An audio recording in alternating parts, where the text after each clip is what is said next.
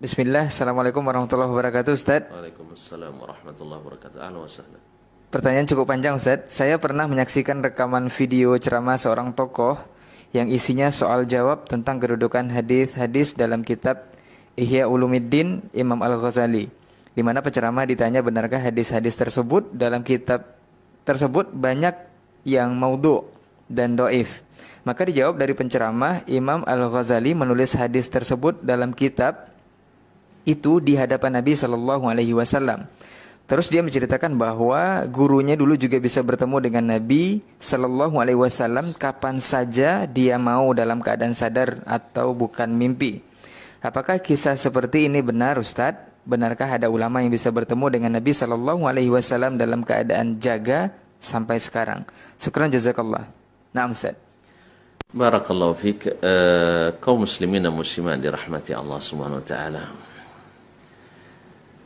Bahwa keyakinan Ahlus Sunnati wal Jamaah adalah seorang yang sudah meninggal tidak akan bisa ditemui lagi dalam alam dunia ini. Dalam alam dunia ini, artinya dalam keadaan jaga. Sebab para sahabat Nabi alaihi salatu wassalam yang menjadi orang yang paling dekat dengan Nabi alaihissalam, Abu Bakar, Umar, Uthman, Ali, Sa'ad, Sa'id, dan lain-lainnya, orang-orang yang dijamin masuk surga. Mereka menghadapi banyak masalah. Banyak masalah yang dihadapi. Umar, Abu Bakar ketika baru Nabi meninggal, dia harus berhadapan dengan gerakan murtad dan tidak mau bayar zakat. Lalu Abu Bakar mengadu ke Nabi alaihissalam, "Ya Rasulullah, saya belum siap menghadapi ini." Lalu datang Nabi, bangun lagi. Dan Umar radhiyallahu taala anhu juga menghadapi masalah banyak, futuhat, dan banyak di antara kaum muslimin yang gugur dalam berjihad.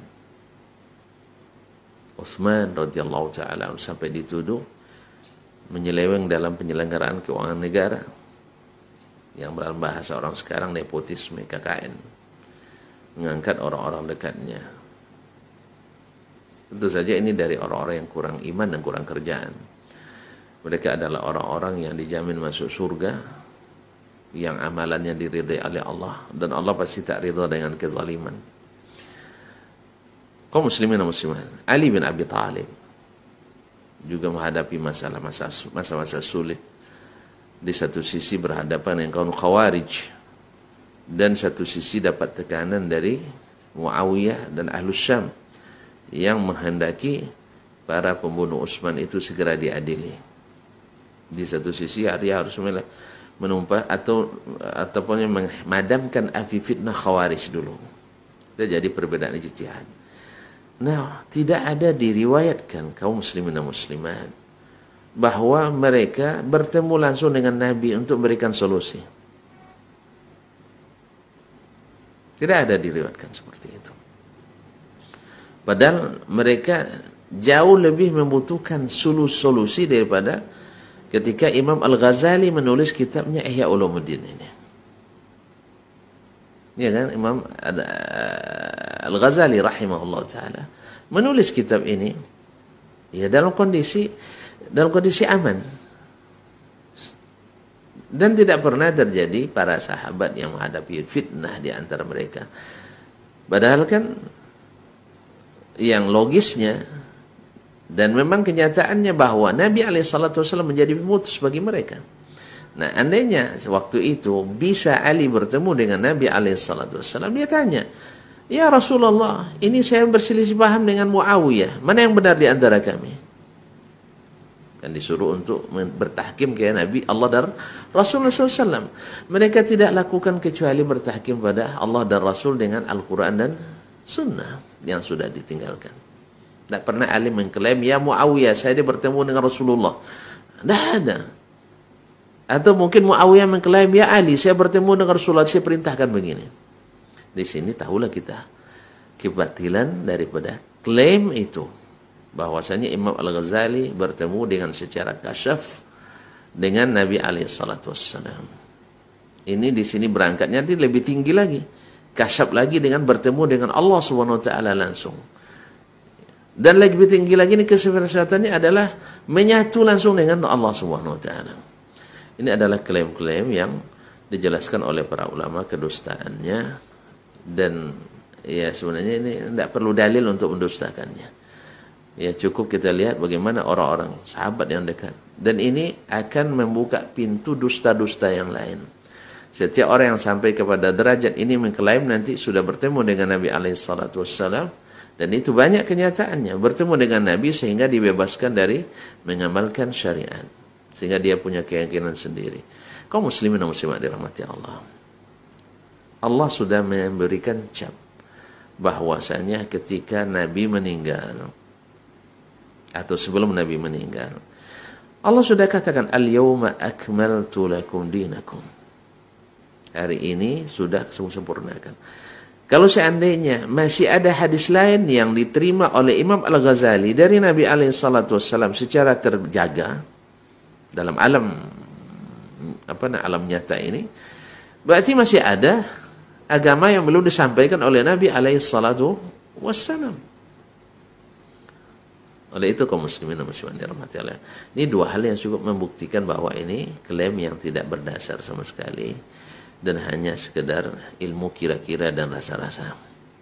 Yang ketiga, setiap ilmu itu dikembalikan ke ahlinya. Dan kita maklum, Imam Al-Ghazali adalah seorang yang jenius, orang yang sangat tinggi intelijensianya. Dan kalau berhujjah secara akliyat itu di atas rata-rata. Tapi cerdas bukan ilmu. Orang yang cerdas belum tentu berilmu. Maksud saya tentang as-sunnah ini. Maka Imam Al-Ghazali rahimahullah ta'ala, karena tumbuh dengan pemikiran-pemikiran, beliau hafiz Quran. Tetapi penguasaannya terhadap hadis Nabawi, saya tidak membandingkan beliau dengan kita hari ini, tidak, jangan salah paham. Nanti salah paham pula nanti, lebih hebat antum dari Ghazali. Ya saya tidak mungkin saya mengatakan saya lebih hebat Imam Al-Ghazali rahimahullah ta'ala. Bahkan sulit dicari imam seperti Imam Al-Ghazali pada hari ini rahimahullah ta'ala. Jadi ketika kita bicara konteksnya sekarang bukan antara saya dengan Imam Ghazali, tolong dipahami dengan baik, antara Imam Al-Ghazali dengan imam-imam ahli hadis. Ya kadang-kadang kita ini ya karena memang dicari kesalahan, salah ucap sedikit tanpa klarifikasi. Tidak seperti Ali bin Madini tadi. Ali bin Madini ditanya, dicari orangnya, dia tanya, sehingga ilmunya jelas. Kalau kita hari ini tidak dicari mana yang salah, lalu yang tidak salah pun dianggap salah. Itu maka saya betul juga harus hati-hati bicara hari ini kaum muslimin dan muslimat. Jadi saya konteksnya perkataan ini adalah antara Imam Al-Ghazali dengan imam-imam Islam lainnya, khususnya yang di bidang hadis. Maka Imam Al-Ghazali rahimahullah, maklum kita semua, lahir dari kalangan filosof. Dan filosof ini, ahli-ahli filsafat itu bukan orang-orang bodoh. Rata-rata adalah orang-orang punya tingkat intelijensia tinggi. Kalau enggak, gimana dia melahirkan pikiran-pikiran yang subhanallah orang lain tak terpikir, ya 1000 tahun dia sudah memikirkannya. Terpikir oleh dia. Cuman apakah pikiran bisa menjamin kebenaran? Tidak. Makanya saya katakan setiap pemikir belum tentu berilmu. Tidak semua pemikir itu berilmu. Tetapi setiap yang berilmu pasti pemikir. Atau pasti berpikir. Makanya ilmu lebih tinggi daripada pikiran. Ilmu lebih tinggi dari logika. Makanya Allah tak pernah memuji dirinya kecuali dengan ilmu. Tak pernah memuji dirinya dengan pikiran, dengan logika. Silakan dibaca dalam Al-Quran dari ayat surah Al-Fatihah sampai An-Nas, tidak akan ditemukan Allah memuji dirinya bagaimana memikir, tidak dengan pikiran, tapi dia memuji dirinya dengan ilmu. Wa huwa a'lamu bihim wa huwa a'lamu bima kanu ya'malun wa huwa 'allamul ghuyub. Wa huwas samiul alim, wallahu bikulli syai'in alim, wa fawqa kulli dzi ilmin alim. Jadi Allah memuji diri dengan ilmu, karena ilmu lebih tinggi dari pikiran. Ilmu lebih tinggi dari pikiran. Ilmu insya Allah kalau diikuti, kalau benar ilmu dari Al-Quran hadis diikuti tidak menyesatkan.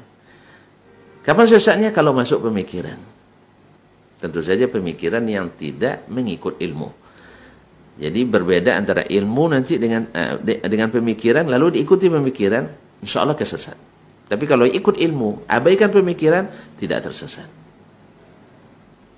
Nah, Imam Al-Ghazali rahimahullah lahir dari pemikiran.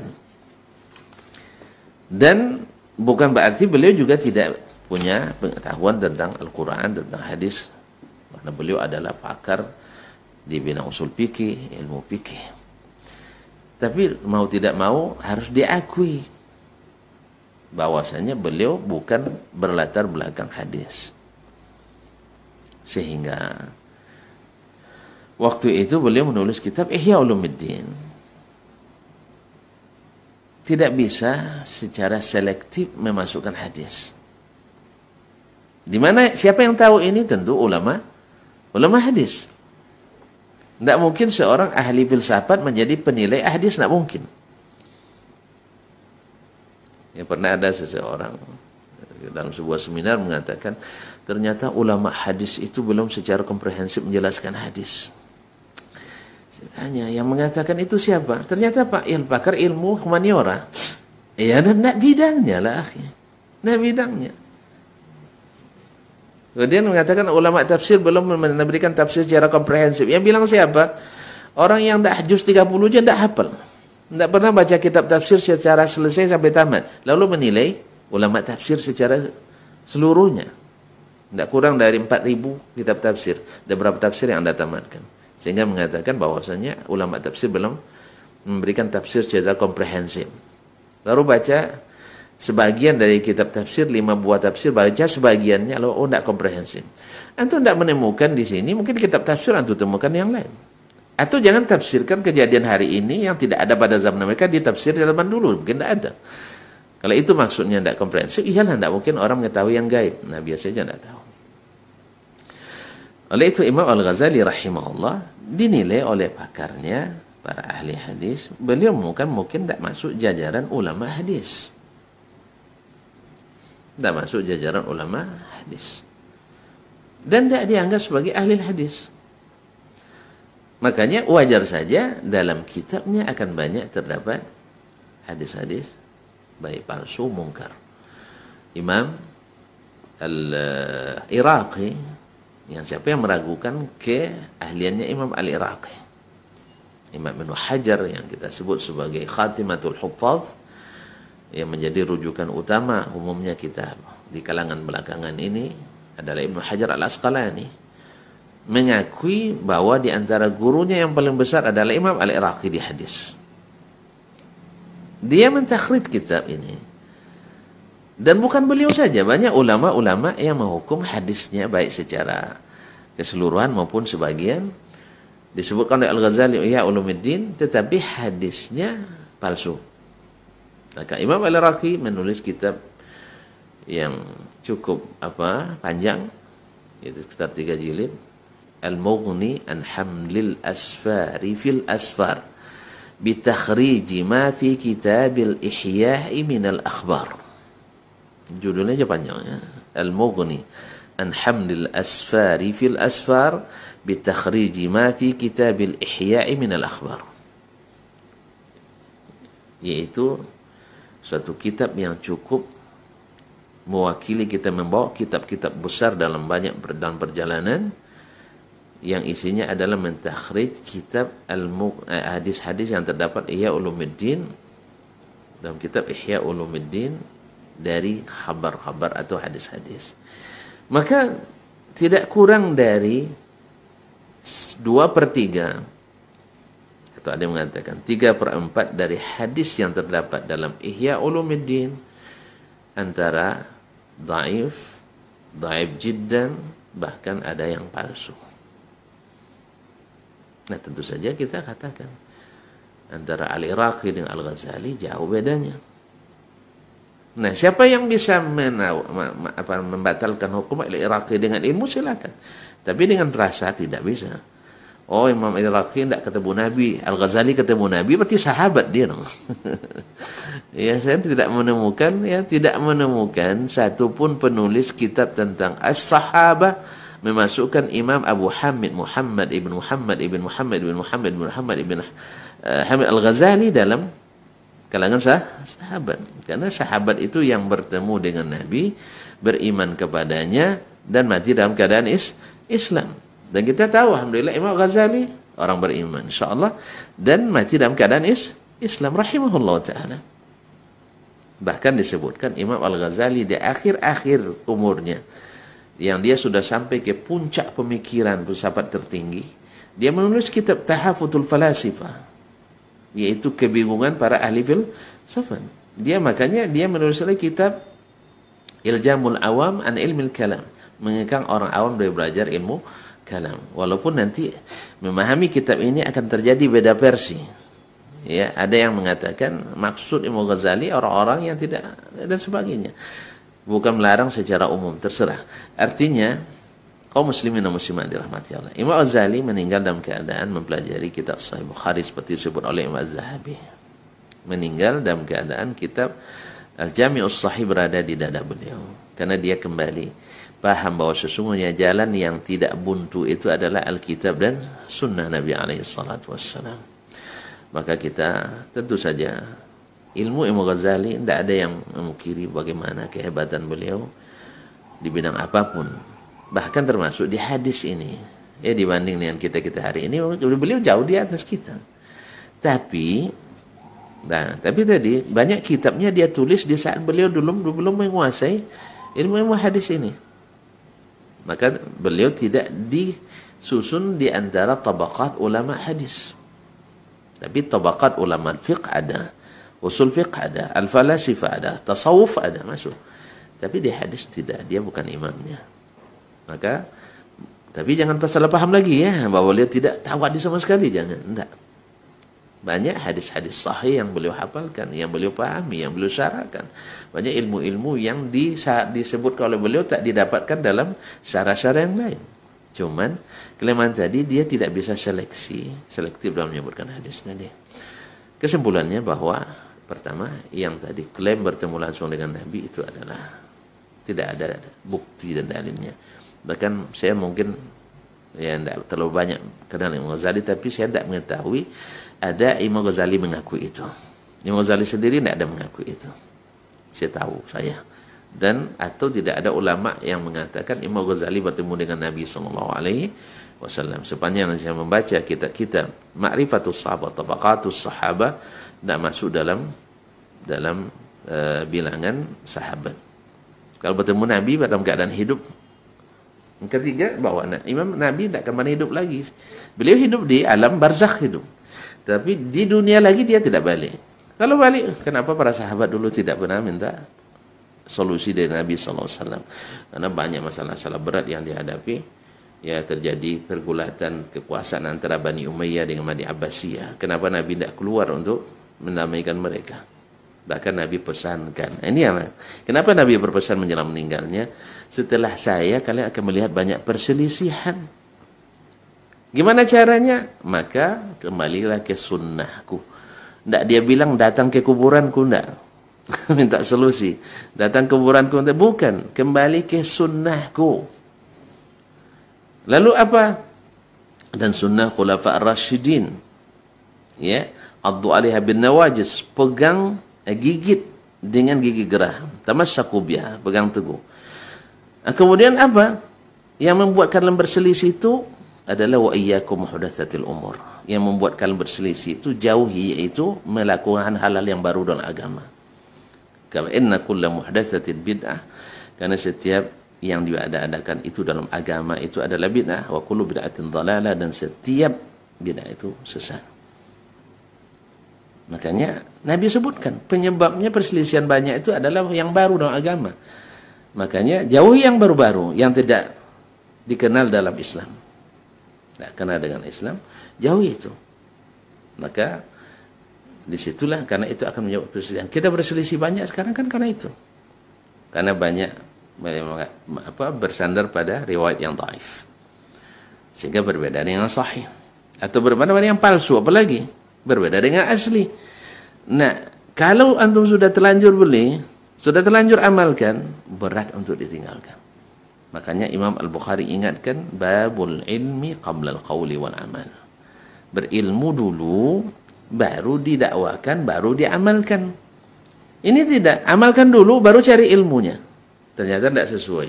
Oh, akhirnya kepentingan lahir di situ. Kemudian bisa saja karena menganggap kalau diingkari mudaratnya besar. Enggak, tidak ada kepentingan di situ. Tapi mungkin akan terjadi gejolak. Akhirnya ditinggalkan berlarut-larut, sehingga ulama yang tahu tidak berani, yang berani tidak punya ilmu. Berani untuk mencegah tapi tak punya ilmu. Sehingga timbul masalah. Yang tahu tidak berani karena juga takut bermasalah. Akhirnya menjadi berkembang sampai datang orang yang tahu dan berani mengingkari, akhirnya menghadapi problema besar.